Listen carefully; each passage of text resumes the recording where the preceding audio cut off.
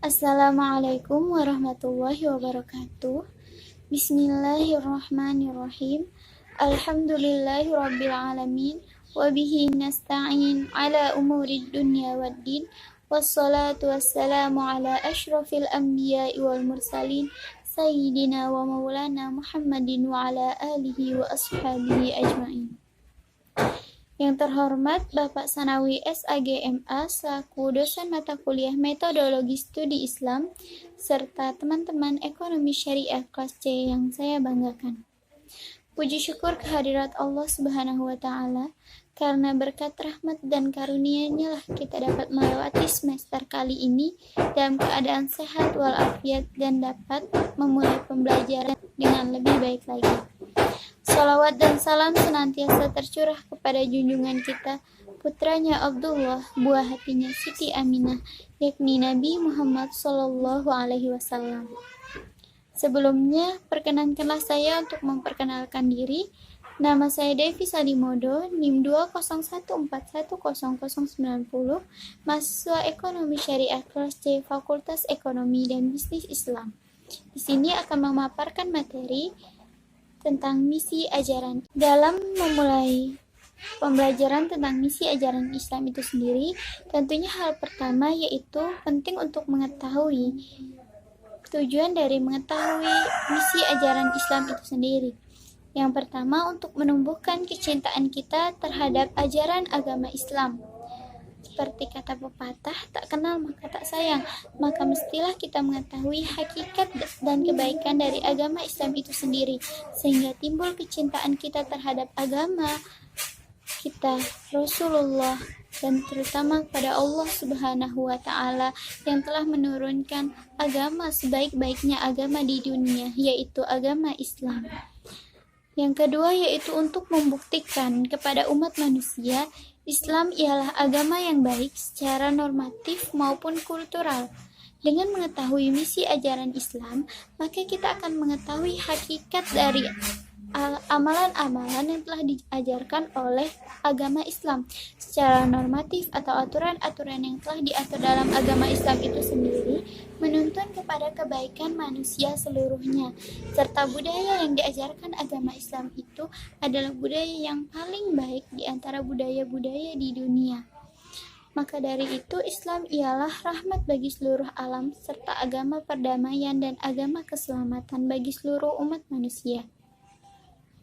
Yang ketiga yaitu untuk menghilangkan citra negatif terhadap agama Islam. Seperti yang kita ketahui, dewasa ini bahkan agama Islam dianggap sebagai agama terorisme. Bahkan beberapa paham menganggap bahwa agama Islam itu ialah agama pedang yang selalu menggunakan kekerasan di dalam ajarannya. Perlu kita ketahui sendiri, inti dari ajaran Islam itu sendiri, apabila kita mengetahui misi ajaran Islam, maka akan kita ketahui bahwa misi ajaran Islam itu ialah menjadi rahmat bagi seluruh alam. Bahkan di negara-negara tertentu, adanya paham yaitu fobia terhadap agama Islam, di mana mereka menganggap bahwa agama Islam ialah agama yang penuh dengan kekerasan. Maka mestilah kita sebagai umat muslim sejati, mestilah memberi pemahaman bahwa agama Islam ialah agama yang baik bagi seluruh umat manusia, serta agama yang membawa perdamaian dan keselamatan di seluruh dunia. Apa misi-misi ajaran Islam? Yang pertama, Islam ialah agama perdamaian. Sebagaimana Islam itu sendiri berasal dari kata aslama, yaitu keselamatan, dan pembawa rahmat bagi seluruh alam semesta. Ajaran pokok agama Islam ialah keesaan terhadap Allah Subhanahu wa Ta'ala, yaitu mengakui bahwa tiada Tuhan selain Allah dan Nabi Muhammad ialah utusan Allah, serta kesatuan persatuan umat manusia seluruhnya. Misi ajaran Islam sebagai pembawa rahmat dapat dilihat dan dibuktikan dalam berbagai aspek, sebagaimana termaktub dalam surah Al-Isra ayat 13. Bismillahirrahmanirrahim. Wa kullu insanin alzamnahu ta'irahu fi ونخرج له يوم القيامة كتابا يلقاه منشورا, yang artinya telah tampak kerusakan di darat dan di laut disebabkan karena perbuatan manusia, supaya Allah merasakan kepada mereka sebagian akibat perbuatan mereka, agar mereka kembali ke jalan yang benar. Musibah, petaka, dan apapun yang ditimpakan Allah Subhanahu wa Ta'ala kepada makhluk, baik itu bahagia maupun sengsara, itu merupakan peringatan bagi makhluk. Apabila ia bersyukur, maka Allah akan menambahkan nikmatnya. Apabila ia bersabar, maka Allah akan mengangkat derajat. Misi Islam dalam bidang ekonomi terkait dengan pemerataan dan kesenjangan sosial. Bagaimana Islam mengatur hal ini? Di dalam Islam, orang kaya mestilah mengeluarkan zakat, infak maupun sedekah, sehingga ekonomi masyarakat kelas bawah dapat tercukupi. Islam pun mengatur bagaimana seseorang mengatur hartanya. Dengan infak, zakat, dan sedekah itu sendiri merupakan keberkahan bagi harta tersebut, sehingga harta tersebut menjadi sebagian hak daripada kaum muslimin yang lain. Islam juga melarang keras adanya praktik riba di masyarakat, yaitu membungakan pinjaman tanpa memperhitungkan kemampuan orang yang membayarnya. Tentunya ketika adanya praktik riba, orang yang menghutang akan kesulitan untuk melunasi hutangnya, sedangkan kebutuhan semakin meningkat, tetapi hutang semakin melilit karena adanya faktor riba tersebut. Maka Islam melarang keras adanya riba, dan harta yang dihasilkan dari riba merupakan harta yang haram. Islam juga mengatur dalam bidang politik dan hukum. Dalam bidang politik, Islam sendiri mengajarkan kepada seorang pemimpin untuk berlaku adil, mengayomi masyarakat, membuat keputusan yang bijak. Juga kepada hakim, mestilah berlaku adil atas keputusannya. Karena setiap orang adalah pemimpin, dan pemimpin itu akan bertanggung jawab atas apa yang dipimpinnya. Keputusan seorang hakim pun menjadi berpengaruh terhadap seorang manusia, tetapi ia juga mesti mempertanggungjawabkan keputusannya tersebut di akhirat kelak, karena ia mesti berlaku adil serta memberikan bukti-bukti yang terperinci apabila memutuskan sesuatu hal.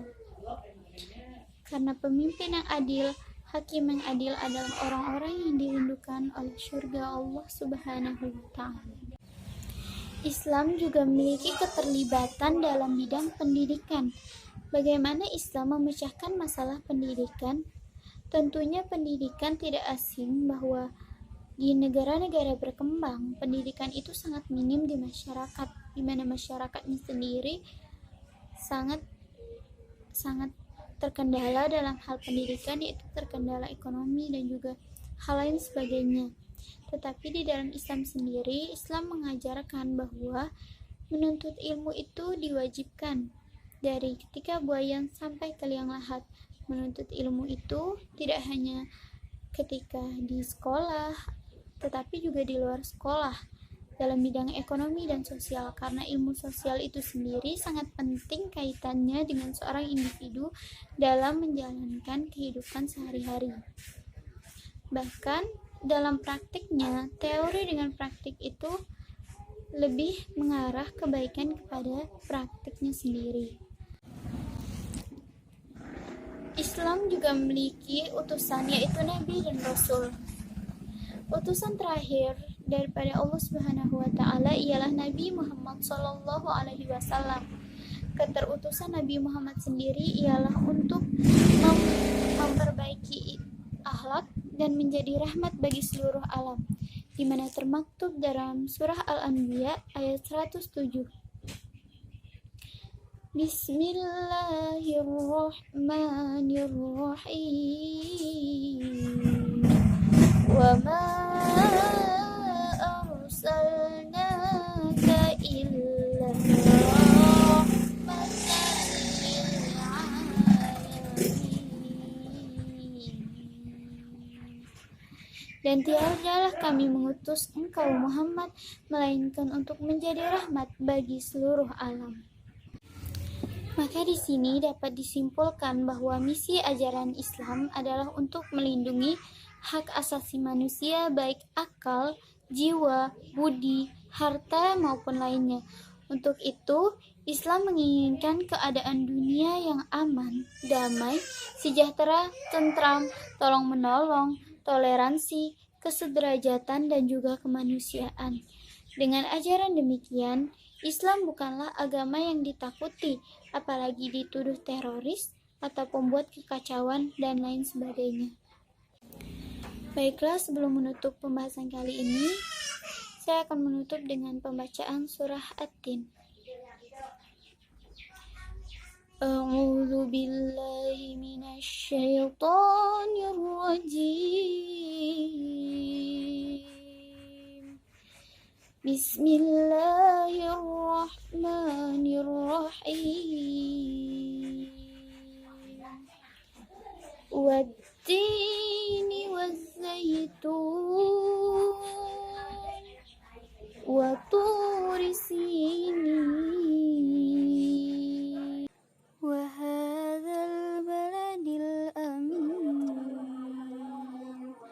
Laqad khalaqnal insana fi ahsani taqwim.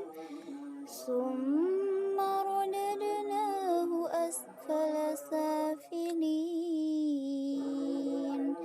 Illal ladzina amanu wa 'amilus solihati anna lahum ajrun ghairu mamnun. Fama yukadzibuka ba'du biddin. Alaysallahu biahkamil hakimin. Sadaqallahul azim. Al-insan mahalul khata' wan nisyan. Wabillahi taufiq wal hidayah. Wassalamualaikum warahmatullahi wabarakatuh.